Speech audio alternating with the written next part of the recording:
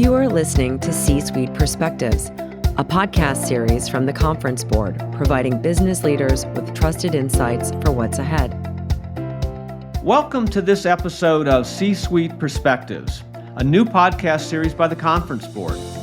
C-Suite Perspectives are conversations that take an objective, data-driven look at a range of timely topics that matter most to business executives.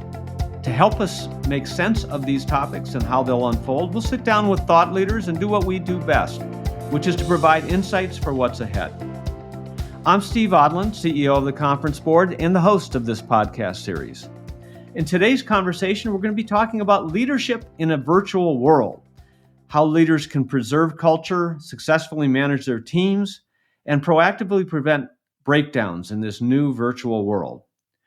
Joining me today is Dr. Amy Lui Abel, our Vice President of Human Capital at the Conference Board. Amy, welcome to the show. Thanks so much for having me, Steve. I'm delighted to be here. Well, that's great. Well, Amy, leadership's been around for, only a billion years, and everybody's written on it, everybody's talked about it. But this last year has been weird because it's been a completely virtual world. And I think all of us have had to take a different perspective on what leadership is. Start with Amy, what's a leader? That's a great question. A leader, as you noted, has been around forever. And I would argue it's continuing to evolve. And we might have had in our own minds a leader from the past of, the superhero, the person that knows it all, the one that's in charge all the time, the general. But leadership has really been evolving. And in our world today, especially with knowledge workers and digitization and all the transformation that we've been going through, it really means different things to different people where, we need to think about what people need, what teams need. And that's what a leader is. How can a leader help bring out the best in their teams, in their people, in their workforce? Yeah, and leadership is sometimes it's noted on an organizational chart, right? And there's a hierarchy, and you draw boxes, and and we're kind of all accustomed to whoever's higher is the leader. But there's also leadership that comes from within, cross leadership, leadership through influence. Talk about that kind of leadership.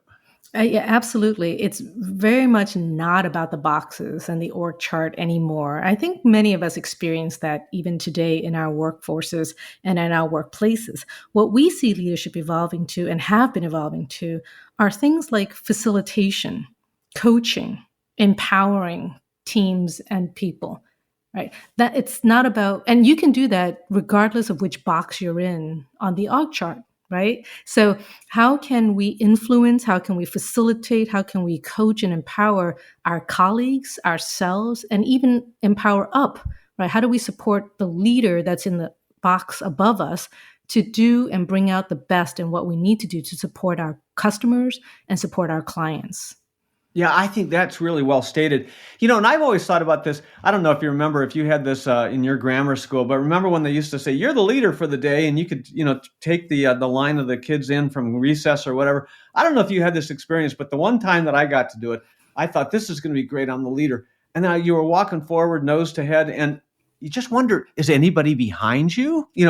So this whole concept of leadership is also about inspiring followership. You've got to make sure that there's people behind you, or else you're not really leading, right? Absolutely. And there's plenty of research around different followership and leadership styles. And, how do we, servantship, right, is another word around that. But that's exactly right. You can be labeled the leader, but if you don't inspire and people don't want to follow you, there's no point.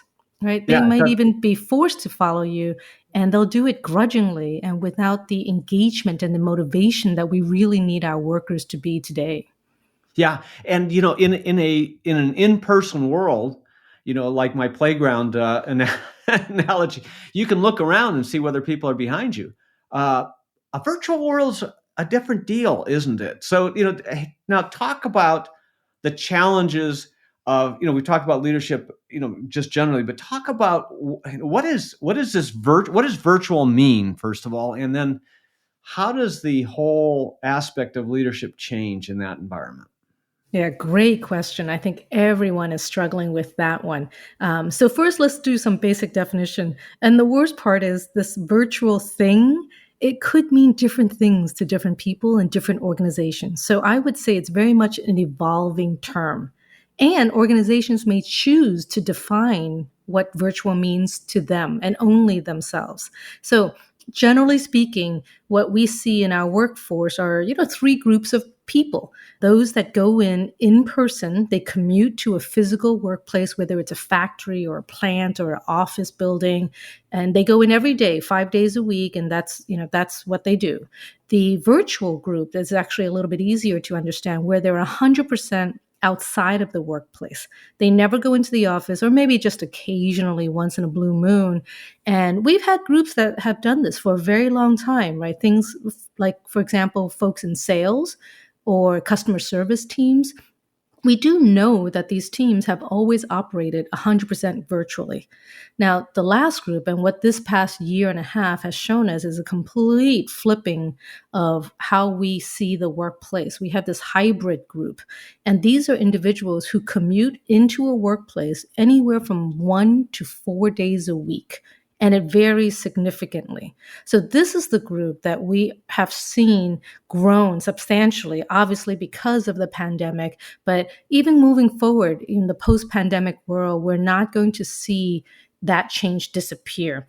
In fact, our research shows that significant portion of organizations that we survey and research on, that they will expect 40% or more of their workforce to be primarily remote after the COVID crisis.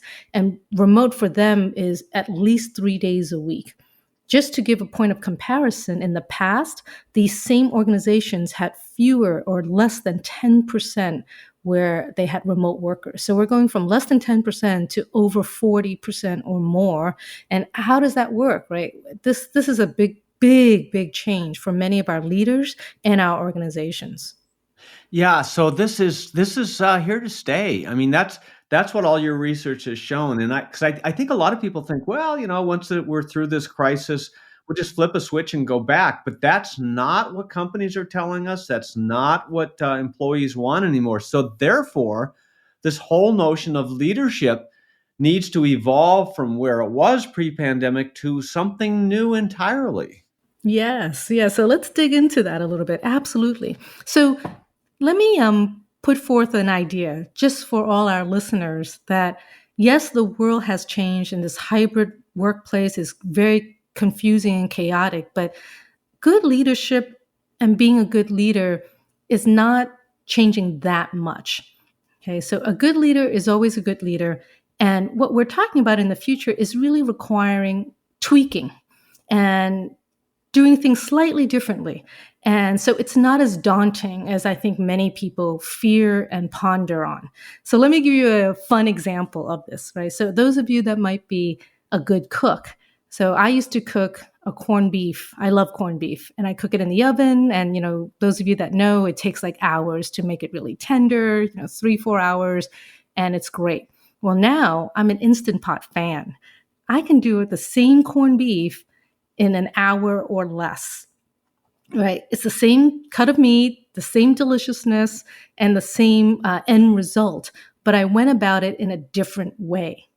And so I like to use that fun example often when I talk to executives at companies, is that you're still going to be a great leader, but you might be using a different tool, a different approach, and it's not that big of a difference. When you really dig down into it, it's not that daunting, and absolutely, we can all do it. Yeah. So for example, if you've connected with your team members one-on-one in the past, but you met in person, well, of course, virtually, we've all been doing that, but we still need to do that. And we might tweak it to where we might make it a little bit more often than once a month or once every other week. And maybe we make the meeting shorter, right? We meet virtually for 15, 20 minutes just to see how they're doing. We ask more about how they're feeling, how their family's health are doing, as opposed to jumping right into the project work or the task at hand. Asking quickly, what can I do to help you do your job better this week? Right? Different types of conversations that you may not have had in the past. And again, it's all the same conversations, but you're tweaking it a little bit to use the virtual environment that we're now in. Does that make sense? Yeah, Amy, I can't concentrate on leadership because you made me hungry. What time is dinner for with the corned beef? We're all coming over, Amy. It sounds good. It does make sense, Amy, and the whole notion of leadership is not in a vacuum, right? So it is in the context of a corporate culture, and which is the social mores of any organization, and that every organization's unique, every person's unique. But it's different, isn't it, than when you can touch and feel and culture when you're in an office setting or in a workplace setting. What is the culture in a virtual setting, and what are the leadership challenges of maintaining and driving and inspiring culture in a virtual world? So I will still argue that it is similar, just like my leadership argument a minute ago, where we still need culture, we still promote culture, and culture could be a common set of norms, behaviors, beliefs, values, right, that all of us within the organization follow, agree to, and execute against, if you will. And so those values, for example, should not change. It's how we do it. It's how we execute. So in the past, we may have had more team bonding events to promote a particular value, or how we interact. So interactions is where I think things are changing. How we interact in a normal way inside an office will obviously have to be different in a virtual world, but it doesn't have to be all that different, meaning if we have a norm of always starting meetings 5 minutes later, in person or virtually, we may still uphold that norm. That is our norm. Or if the expectation is we always deliver and tell people how we deliver on projects, but if we can't deliver, we expect to manage expectations and share that information and update. Well, we would still do that as a norm in the virtual world. Right. So, and it's how leaders exemplify and also carry out that culture norm and share that, especially with new team members. I think that's where a lot of executives that I talk to today struggle, is how do we convey culture to those that are new to the organization? And frankly, many have never even been in the office, right? They have been virtual since the pandemic and they have been hired, but now we need to convey that. And I think it is very much possible to do from a team level, and then, of course, intra-team level and organizationally. And that requires communication, that requires talking, that requires one-on-one. But the leader, I think, is a key component so that they can, share that knowledge, and then as well within the team, right? We promote that. Right. So, we're social animals, and we need that engagement, I think, and not everybody needs it to the same extent as others. I'm not trying to say that, but that's part of being human. And when you're in an office environment, when people are wandering around, you have the hall conversations, the old, quote unquote, water cooler conversations. You can have lunch with people. You can talk about the personal elements, how are your kids? What are you doing here? I've just found in the Zoom world that you don't make time for any of that socialization, which is so critical to relationship and culture. So does that mean that in a virtual world you have to schedule a separate Zoom meeting to talk about the kids? I mean, what do you do? What kind of practices can you have? So I fully agree with you. At the end of the day, human beings are social beings. Even if we're very introverted, we still need to be around some people, maybe not a large group, but we still need people. So we do want to continue to keep those connections to the best of our ability. And yes, we can still build that virtually. So we have been suggesting, for example, in the past year and a half, starting meetings by really checking in with people and stopping and asking about the kids, as if you were all sort of, going into an office room, a conference room in the office, and just sort of stopping, before we actually get down to business, we'll ask about the family or the kids or the marathon that you're running, and basically keep doing that. We do also, so for example, on my team, we have been scheduling fun activity, quick 20 minutes, maybe a half hour tops, where we put out 3 questions each time we meet. And there are things like, what's your favorite type of food? Or, where's your favorite beach? Or, think of a family vacation moment that was a horror or that was fabulous. And we basically just go around and sharing that. And it's amazing. The team really always enjoys it because we really do learn more about each other that we may not have even asked if we were in the office. And so that's, again, my point of refreshing and tweaking it. Yeah. So what you're saying is that, what used to happen organically, you really have to think through and you have to do deliberately in a virtual world. Well, so we call it deliberate now because it's a change and it's deliberate in the change. But I would argue that over time, this will be norm. It won't be deliberate. It will just happen organically as well, because this change happened for us in this past year and a half so quickly and so dramatically that, human beings overall, generally speaking, don't react as well to that much sudden change. Right. But we will adapt because human beings for our entire, species of existence have adapted. We will adapt, and what seems a little bit forced now will actually become the norm. And by the way, there's all sorts of new technology coming out where they're trying to simulate, virtually the water cooler conversations, bumping into people, quote unquote, in the hallways, all done technology wise. We're going to be amazed and I think blown away about all the technologies that will come out in the next 5 to 10 years that will adapt to all of this. And so again, it's going to be confusing and chaotic, but we will adapt because we always have. Yeah, and exciting too. We're talking to Dr. Amy Lui Abel about the hybrid workforce and the ways that leaders can preserve culture in this new work environment. Next, we're going to talk about other ways to adapt to working virtually. We're going to take a short break. We'll be right back with more of my conversation with Amy. Interested in this content? You can find this and much more at our conference board website, www.conference-board.org. Or, even better, contact our membership team and your company can enjoy the benefits of our in-depth research around the economy, environmental, social, and governance issues, public policy, marketing and communications, and human capital. As a member of the conference board, you will be able to have full access to all of our cutting-edge research, leading indicators, benchmarking, and data services, in addition to webcasts and podcasts such as the one you are enjoying now.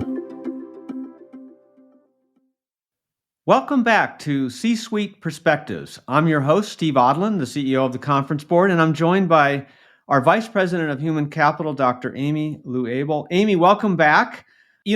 This whole situation, let's just take the concept of 100% virtual environment. I know we've been talking about hybrid, which is a little bit of both, but in 100% virtual environment, can leadership succeed? I mean, can companies work? So I'm just trying to go to the extreme. Can we work and can we succeed in 100% virtual environment?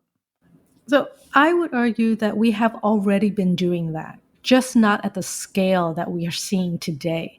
So the answer is yes, because there are many leaders and many teams that have been doing that for decades, right? Whether it's a customer service team or sales team, right? And sales teams are a great example because they're usually closer to their customers geographically, right? And so they're not needing to go into an office because they're visiting their clients. But sales has, revenue drivers, right? Quotas that they need to meet. If they weren't able to do it virtually, none of those sales teams would be successful. Now, obviously, that's one example, but I would say we can absolutely be successful, and we have. Let's give ourselves a little credit. We have been doing this in the past year and a half. Many companies have also reported increased productivity in this past year and a half. So it really helps us to ponder and rethink how we view virtual. Yeah, in IT development is another area that has been done virtually for a very long time. Yes. And so what you're saying, what I hear you saying is that there are a lot of practices that maybe we didn't even know we had pre-pandemic. We kind of honed them a little bit over the past year and a half. And now as we go to hybrid, it should be easier because, we're a little bit better at this. Yeah, but we need to we need to think about how we can continue, right? The past year and a half, all of us were really reacting. We were not thoughtful because we could barely survive, right? Between the pandemic and all the civil unrest and the chaos in our organizations. So all of us were really just trying to figure out how to survive and operate and continue to support our teams, right? But now that we're kind of slowly coming out of the pandemic world, we could say, well, how can we be more thoughtful? How can we be more strategic? What would we really want from a virtual or hybrid workforce, and how can we manage and facilitate to that?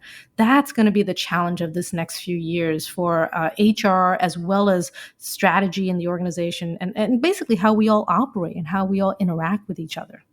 You did some research, Amy, a few years ago, and then more recently, and it was really surprising to me that pre-pandemic we thought, your research showed, but we thought that if you thought about it just generationally, the generation that would have the most difficulty with a hybrid or a virtual world would be the baby boomers, right? Because they were used to working in offices, and they're the ones that said that they didn't want it, and it was the younger generation, millennials, Gen Zs, that said, yeah, this is going to be great. During the pandemic, it's actually been the opposite, where the baby boomers are sitting in the suburbs going, hey, we're fine. Leave us alone. We're good out here. And it's been the millennials and it's been Gen Z who are sitting in small apartments going, I got to get out of here. I got to get back to the office. I want to go socialize. So this has been an interesting situation now. So that's just an example of one thing that didn't go exactly the way we wanted it to. If you called that a breakdown, there's going to be more breakdowns as we go forward. How do you deal with breakdowns? What breakdowns should leaders expect in this hybrid environment, and how do you preempt them? Yes, no, it's a great question because we do need to do some things differently. I think the biggest possible breakdown could be around communications. Now, breakdowns in communications is not a new thing. We always have that, especially working with our own teams or working with others. But in the virtual world, there is no opportunity to bump into somebody and clarify something. And so assumptions may be made. And whether we are texting or emailing, it's not the best mode of communication to be clear and understanding of nuances within a conversation, right? So the ability to miscommunicate, it basically, I would say, heightens and becomes even more important to reach out to connect, making sure you're clear and sort of re-verify again and again to make sure we're all on the same page. So I think that will continue. The other thing that has been interesting, I think, and we need to do more research around this, is we've all done well virtually in communicating and working and interacting with those on our team. But we might have dropped, sort of the connection and interacting with outside of our team, right? Because we don't see them. We used to see people running in the hallways or in the cafeteria or, just sitting next to them if you have different desk setups, like hoteling. But that has all gone, at least for the current temporary year and a half or so, until we return back to the workplace. But so what I've seen is just sort of a breakdown of communicating outside of your team. And there's less of it. And again, leading to more possibilities for misunderstandings, assumptions, or miscommunication. So what should leaders be doing in order to enable that? Yeah. So again, clarifying, re-verifying. And in terms of actual teams, I would say we have to be more deliberate, right? We have to be more thoughtful. We have to set up opportunities for fun connections or basically meetings where you're connecting to talk about work, but it's in a more thoughtful or tactical manner that gives the opportunity for across teams to make sure we're all on the same page. And I know what many might be thinking, more meetings, really? But we may have to do it in different ways, or making sure we have either different tools, different meetings, or different ways to document, to, again, making sure we're on the same page. I think that's the confusion. That's always been the confusion, right? Which is that we don't all operate the same way, or we all think differently. And it just leads to all sorts of confusion, possibilities of errors. And virtually, I think heightens that. And what can we do? I like the team bonding, the fun things, right? Just to liven it up, because again, we're social creatures. We don't always have to talk about work. And I'm sure many of you listening in the pandemic have done fun things. We've done, crazy hat call day. We've done, fun pandemic mask day, and all sorts of things. I mean, we're only limited by our creativity. Oh, and by the way, leaders don't need to think of this. All your millennial folks that we were just talking about, they've already been bonding and having fun virtually throughout the entire pandemic. Empower them to create these fun things that everybody can participate in. And, we don't need to come up with all the ideas ourselves. Empower the young people, because guess what? They already are doing it. They already have the ideas. That was a huge learning moment for me, even on my own team. And so we continue to do fun things. We continue to bond, and we need to do things that human beings do need. Yeah, and what I hear you saying is there's one word that keeps coming back that you keep using, which is great, which is deliberate, which is, it used to be organic before. It just happened. People would pick up and you run into somebody. Now you have to be deliberate about it. And I think what you're saying is leaders, which may mean, those people in a box on an org chart, but it doesn't have to be just those people. It means anybody can lead this. And I think that's the beauty of it. Anybody can arrange these things. And, you've done brown bag lunches, you've recommended trivia, breaks, Yes. Things like that. So but the notion is that because it's a virtual world and you can't run into anybody, you have to think about it, and you have to do it deliberately.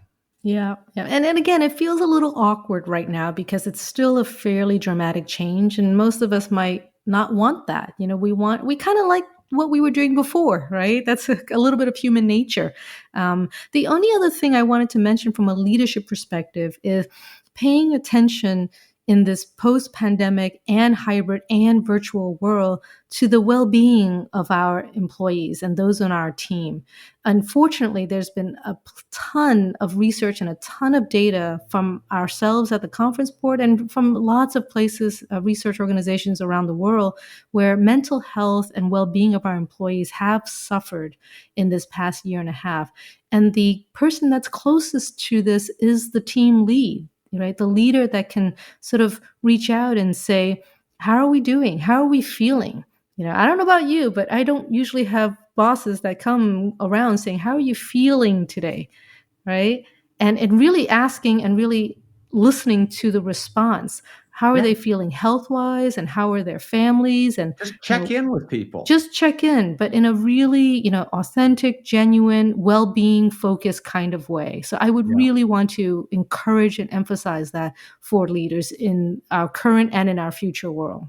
Okay, last question. We all, whatever organization you're in, we're there for the customer, right? That's otherwise we wouldn't be there. So, what are the customer risks in in a completely virtual or a hybrid world? So what could be missed there? Yes. And so it's a great view on that, because we all know, even today, before pandemic, many of us were engaging with customers, or as a customer, we were engaging with organizations virtually, right? Whether it's over a telephone, an 800 number, or chat bot on the internet, right? We were already doing a lot of things virtually, but as human beings, we still want that human connection, right? We're not necessarily influenced by a chat bot for a particular product or service, but we might be influenced by those others around us. And so I think this is where virtual could be a little bit intriguing. And I have to think more about this. What are the possibilities where we can connect to people locally as influencers around a product or a service or something that we might need as a consumer? Right? And how do we reach these people? And so virtually, then you can have theoretically salespeople anywhere, right? Anytime around the world. And you can even connect. And, they often used to train customer service folks to even adapt to language and adapt to accents, et cetera, right? Well, maybe in the virtual world, we don't need to adapt. We can find people who understand the community, who understand my personal needs, where I'm coming from, and what my perspectives might be, and therefore would be a stronger influence on me for products and services that I would want to have, right? So to me, there's a lot of possibilities. And how do we how do we utilize that? How do we think about that? How do we implement that? Right? That's tough. It's not easy to do, but I think the virtual world opens up lots of possibilities. Does that make sense? Really, really interesting ideas, Amy. We've been talking to Dr. Amy Lui Abel, the head of human capital for the Conference Board. Amy, thanks so much for joining us today and providing our listeners with a roundup of insights on successfully leading in a virtual or hybrid world. Terrific conversation. Thank you for having me. And thanks to all of you who are listening today to C-Suite Perspectives. Every few weeks, I'll be joined by a center leader or other business executives to provide insights on issues of our time. We'll cover topics in the areas of public policy, environmental, social governance, marketing communications, the economy, human capital, you name it, we'll cover it. Please share your C-Suite perspectives with your colleague, and I'm sure that they'll enjoy it too. I'm Steve Odland, and this podcast has been brought to you by the Conference Board. You've been listening to C-Suite Perspectives, a podcast series from the Conference Board that delivers trusted insights for what's ahead to the nation's business leaders. Find this podcast and others from the Conference Board wherever you find your podcasts.